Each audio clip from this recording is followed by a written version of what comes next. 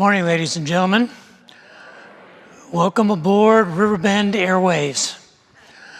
Before we depart this morning, I want to encourage you to make sure that your trays are stowed and that your seats are in the upright and locked position and that your seat belts are securely fastened around your waist.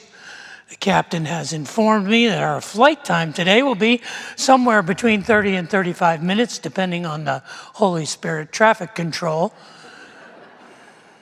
And he has also let me know that this may be a turbulent flight.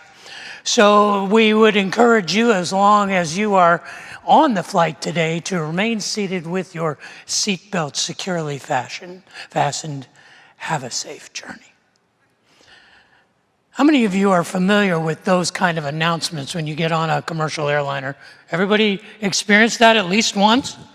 I mean, along with the terrifying reality of oxygen masks falling down in front of your face and the graceful movement identifying the exit rows that you should find, and some of them are behind you. All of that instruction is really something that most of us don't realize is one of the most fateful decisions that we make in our lives.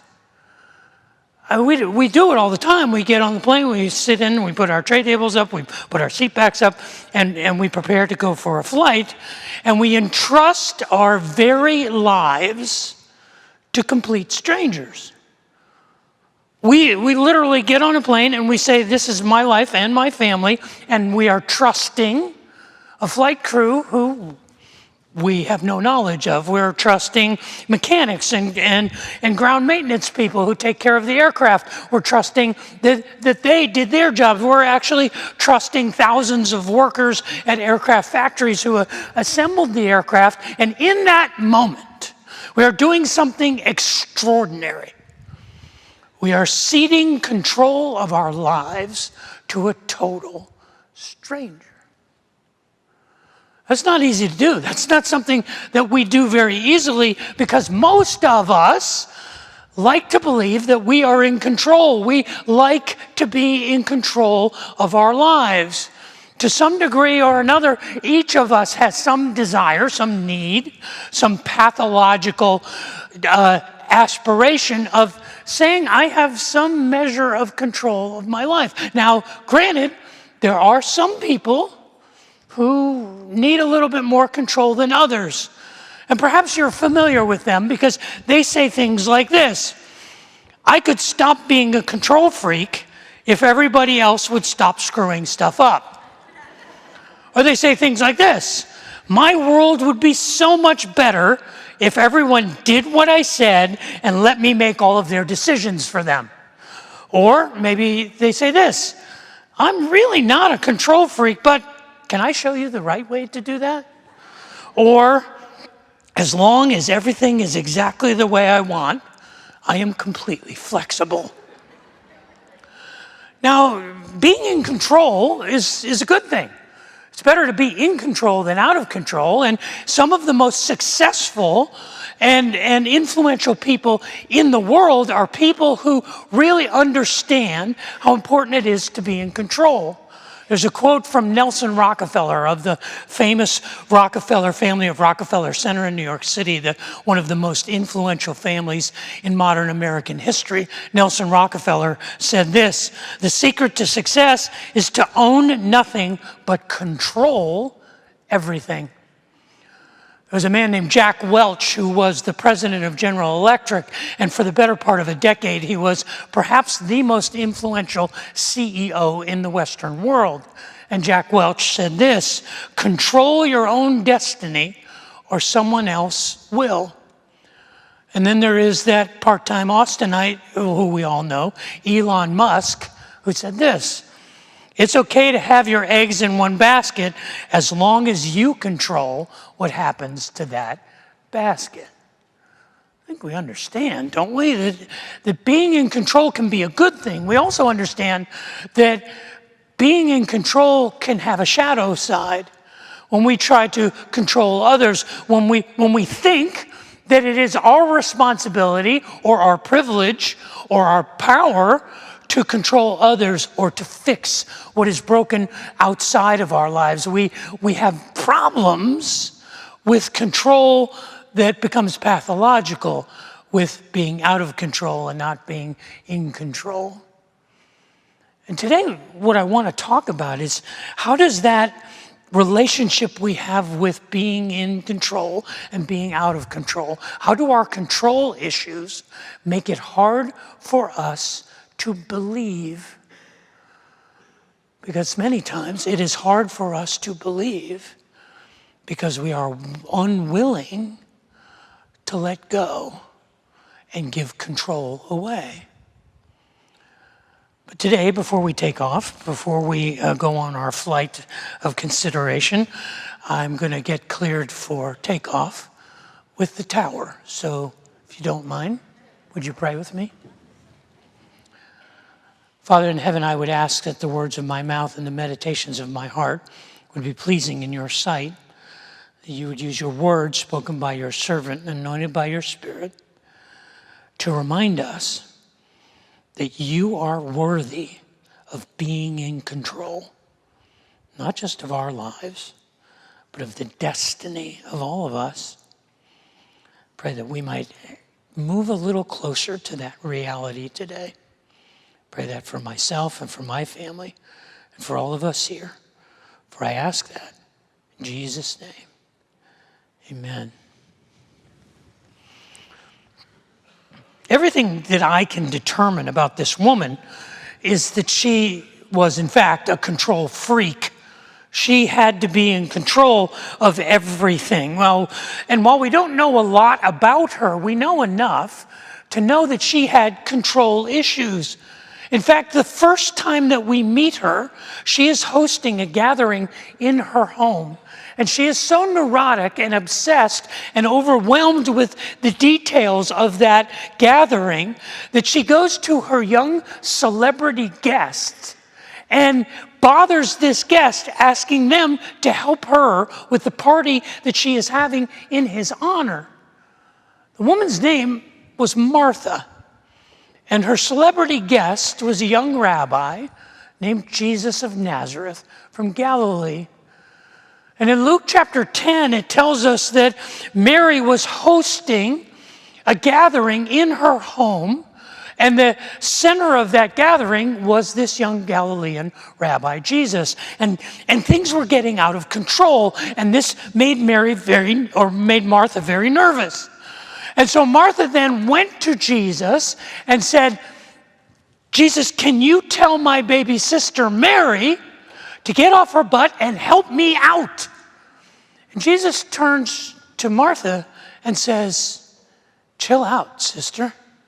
Calm yourself. Take a pill. It's in the original language. If you read it in the Greek, you'll see that he turns to her and he says, why are you so worried about these little things? Why are you trying to control everything? Just relax. Now, it's understandable why Martha would be a person who sought to be in control. We only know 3 things about Martha. We know 3 stories from Martha's life, and 2 of them she's obsessing at a party. But what we can put together from the indications, the inferences in Martha's life was that she had no choice, that she had to take care of things on her own. The first indication is her name Martha. It is the Greek feminine declension of the word master. It means mistress or hostess. We're not sure whether her name was Martha or everybody just called her the mistress. She was the hostess with the mostest. It's more than likely it was one of those divine coincidences where the name she was given suited her personality perfectly. But we also know that Martha hosted these events in what was identified as her home. And 2,000 years ago, if you had a male figure in the home, you didn't identify the home as belonging to the woman.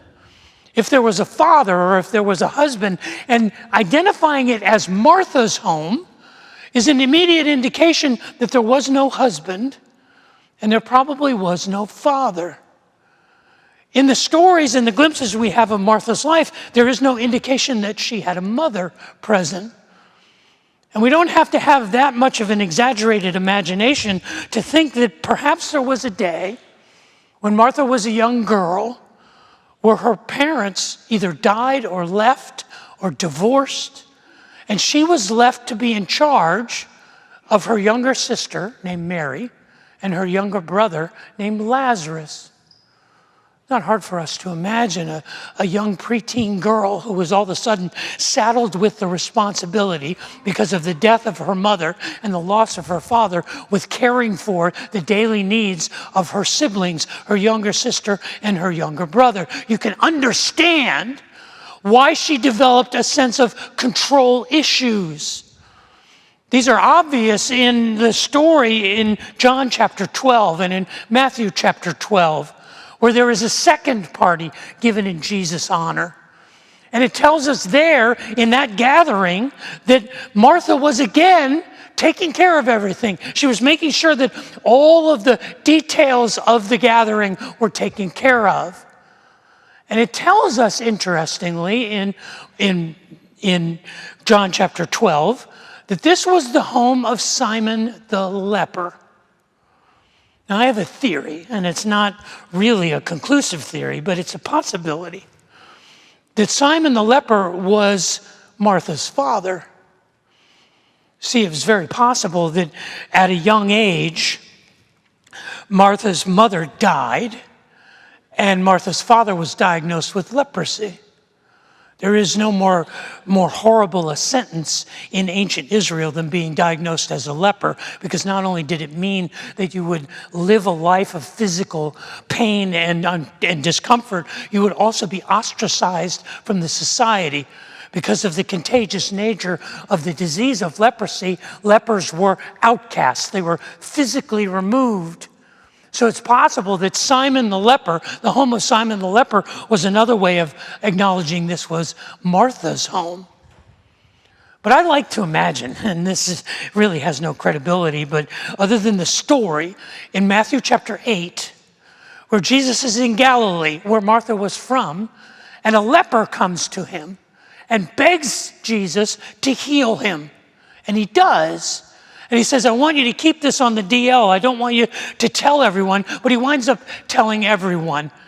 And I like to imagine the reason that Martha and Mary and Lazarus were so devoted to Jesus was because he was the one who healed their father.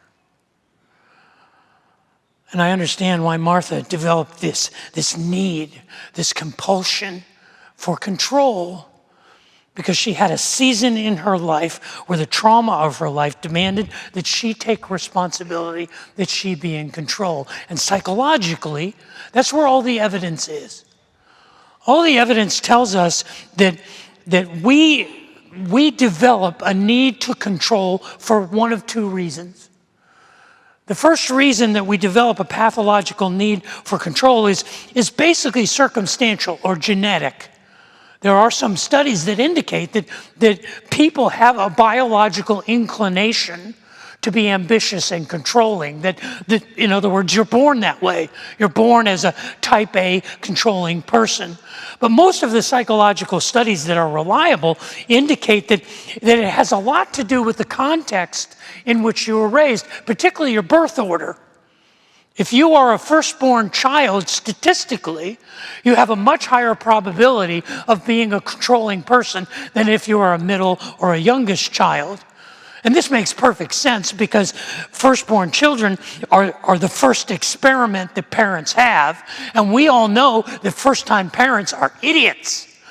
And they're imprinting onto their child these experiments with how they should handle life because they don't know any better. And so firstborns have a tendency to be more controlling and to be more of the person who's out in front.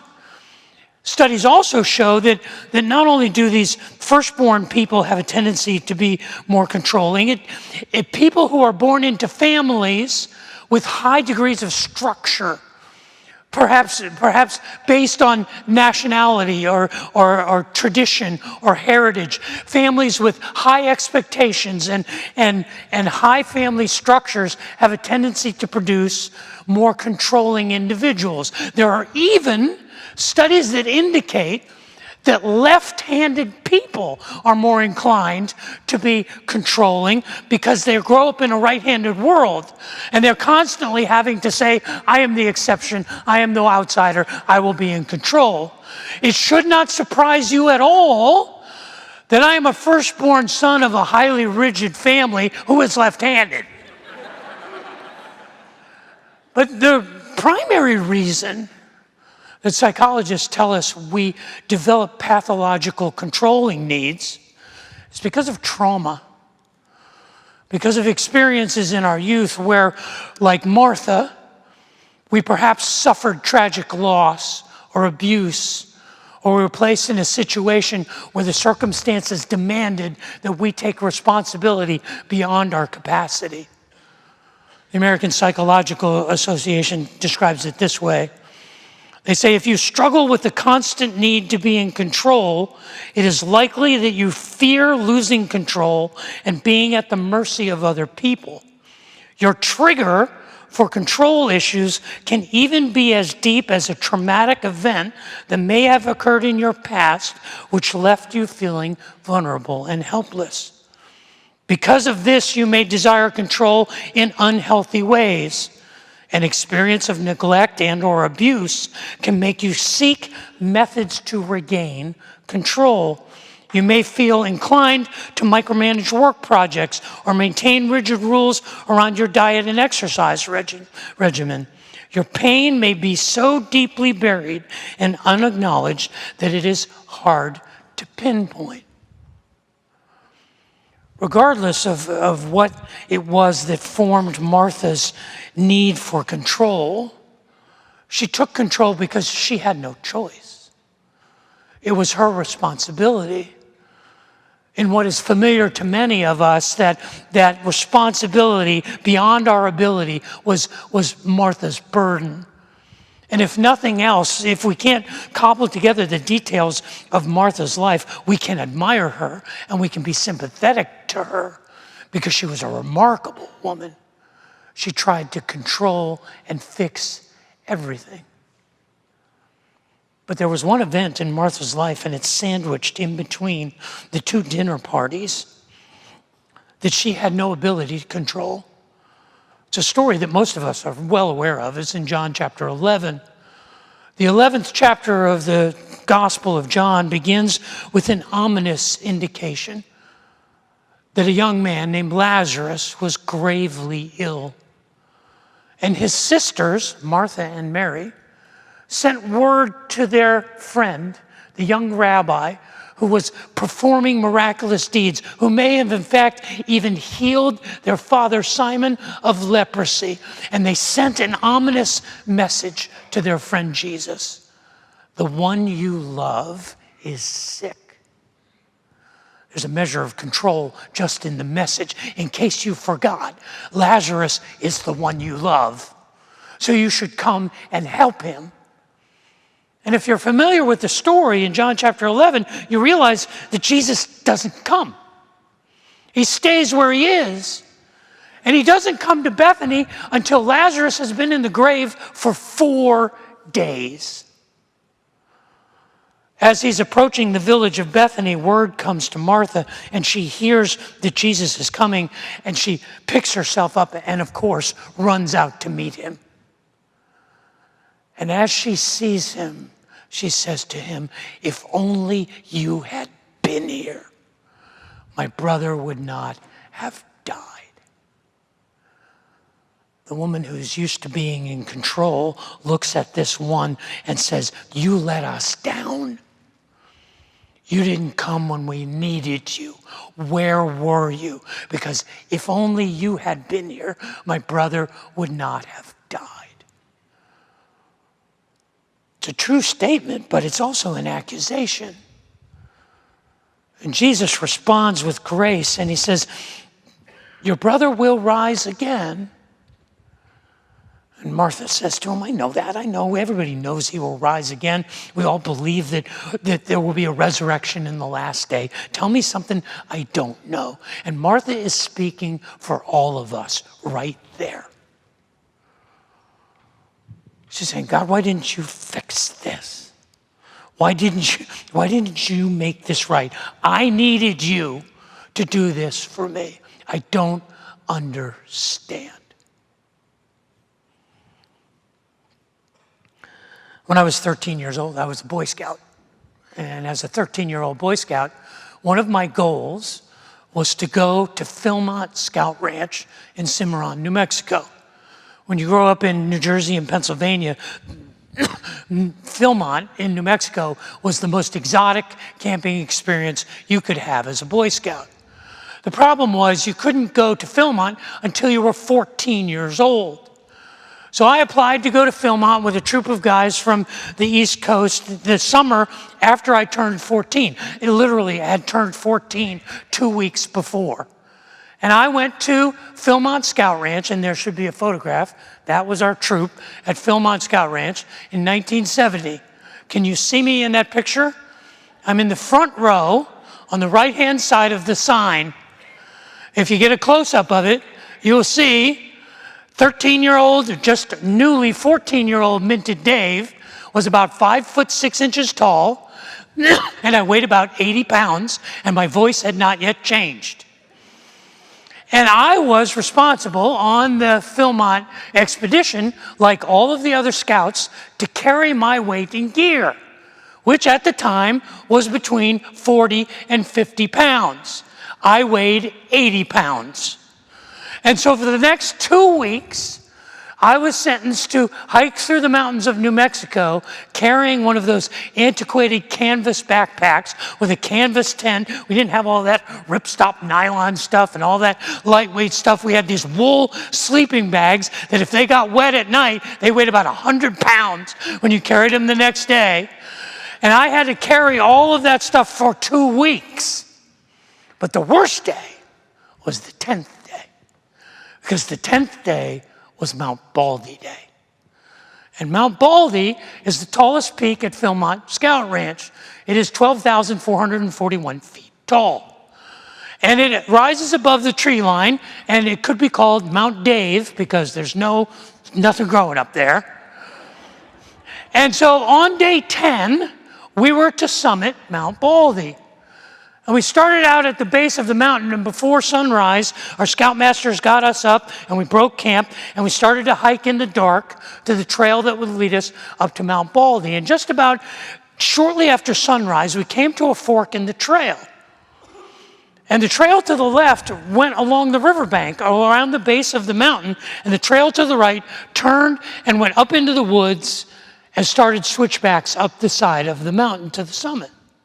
We spent the next 6 hours climbing up Mount Baldy. I am here today only by the grace of God. That when I got to the top of Mount Baldy and I was able to take off my pack, if you've ever experienced that after a long hike, it feels like you can levitate. And I was levitating on the top of Mount Baldy, and I walked over to the rim, and I looked down, and I saw the switchbacks coming up the mountain, and I could see all the way down to the bottom to where the fork in the trail had been. And I was standing there looking at it, and I traced the trail back to where our campsite was that night, and the scoutmaster came over, and he said, let me show you something. And he took me to the other side of the summit, and he said, that's where we're heading after this. We're going to go down the mountain, and that's where we're going to camp. And as I looked at the camp on the other side of the mountain, I noticed that the trail that ran along the riverbank ran around the base of the mountain. It never went more than 5 feet up. It was just right around the base of the mountain. It would have been a stroll. We could have been there in 2 hours. I virtually killed myself to stand on the summit of Mount Baldy. And I realized something there. 50 years ago, as a 13, 14-year-old boy standing on the top of Mount Baldy, I realized something that guided my life for decades. And it was the idea of control, that sometimes you make a choice in your life to choose the harder path. You take the steeper climb because of what you will accomplish, because of the view you will get at the top. And that when life gets hard, you have to realize that you have a choice to press on because it will be worth it when you get to the summit. And that served a controlling young man like me very well for decades. But as life began to wear thin on me over the years, I began to realize that sometimes we don't get that choice. That sometimes we find ourselves put on the side of the mountain. Sometimes the trail along the riverbank, the easy trail, is not available to us. We don't have a choice. We have to climb to survive. And life is just an endless series of switchbacks back and forth. And it's an endless repetition of false summits, thinking tomorrow will be a better day. And then when we get there, there's just another summit up ahead, and another, and there's an endless stream of struggle that we did not choose.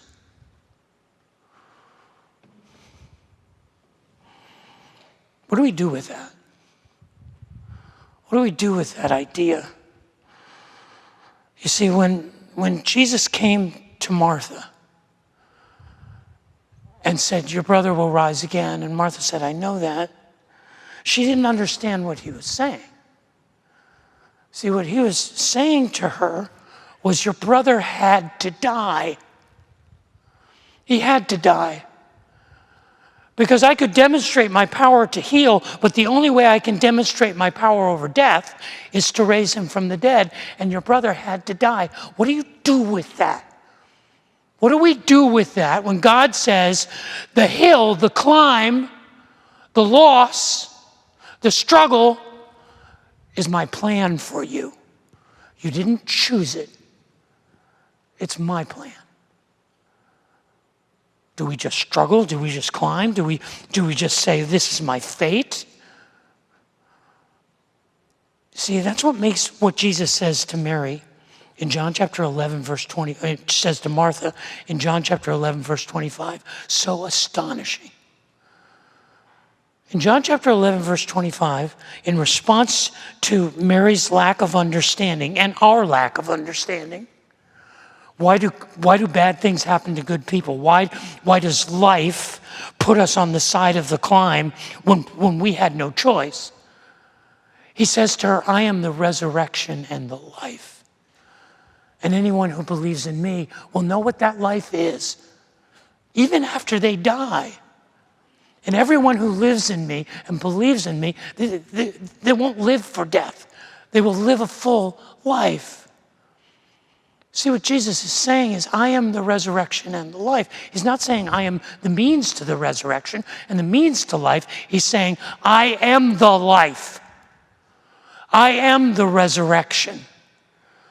And what he asks Martha, he asks us, do you believe this? And Martha says, well, I kind of do. I kind of believe that you're the promised Son of God, you're the Messiah, I know all that, but she didn't understand, like most of us don't understand. Because what Jesus was asking Martha and what Jesus is asking us today is, do you trust me to be in control of both life and death? I am the resurrection and the life. I am life and I am death. I am the one who is in control when you are not. Do you believe this? We have to find a resource in a world that is chaotic and out of control. All of us have to have somewhere we can turn. And he's saying, turn to me. Find that in me. Because I think we all understand in a world that feels like it throws us on the side of the mountain, on the world that does us no favors, that we can't control most anything. And we recognize the limits of our control. Even people who have accomplished much in life realize the limits of their control. One of my favorite athletic heroes, one of my heroes is a race car driver. He grew up down the road from the farm where I grew up in Pennsylvania. He grew up in Nazareth, Pennsylvania. His name is Mario Andretti. He won the Indianapolis 500, he won the Daytona 500, and he won the Formula One World Championship. And Mario Andretti famously said this: "If everything seems under control, you're just not going fast enough." And then there's a famous quote that I like from Willie. I don't need to tell you his last name, do I? And Willie said this: "I'm from Texas, and one of the reasons I like Texas is because there's no one in control." But we realize the limits of our control, even when we feel like we should be. There's a meme that says this: "Maybe I wouldn't need to be such a control freak if you would just do as I say when I say it." Or this one: "I adore spontaneity as long as it's carefully planned." Or I'm not a control freak, I'm a control enthusiast. Who is in control of your life? Every time we sit on an aircraft, we trust and we give control of our very life and death to total strangers, unless you happen to know the pilot. You ever flown with a pilot? Maybe some of you are pilots. You ever flown with anybody who you know? I've had a chance to fly with friends of mine who were pilots half a dozen times in my life. A friend named Cal Gurman, who took me up in his stunt plane in Nebraska, and my friend Joe flew me in his Beechcraft Turbo Bonanza. I've been in Jim Schwartner's helicopter. But the most recent time that I had a chance to fly with somebody I knew was last summer. Diane and I were flying to Europe, and I was telling Captain Mike Furman, who's sitting right there, raise your hand, Mike, who's an American Airlines 777 captain. I said, "Diane and I are flying to London." He goes, "Oh, I can fly that route."